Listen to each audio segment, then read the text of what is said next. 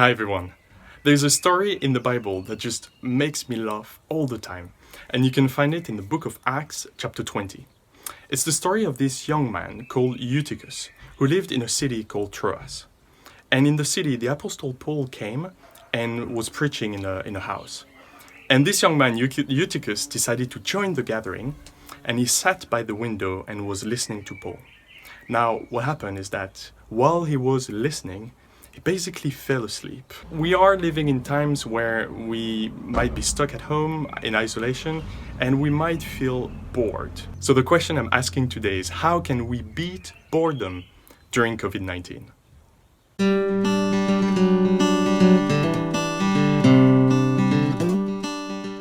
So the first point on how to beat boredom is to be inspired.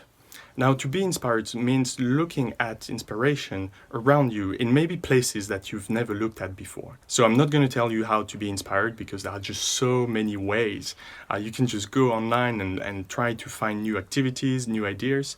But the point is, you need to look for things that you've maybe never tried before. And also a very good way to make sure that you be inspired is to ask other people in your life, your family or your siblings, your friends, and ask them what would they advise you to start doing. There's also one thing that you should look at, and it's the concept of doing good. So point number 2, do good. By doing good, what I mean is that most of the time when we think about boredom, it's always about how can I fill up my time? How can I entertain myself?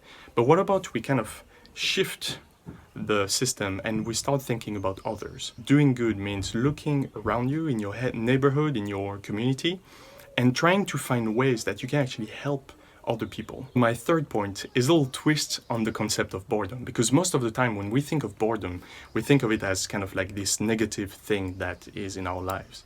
But what about looking at boredom as being a blessing?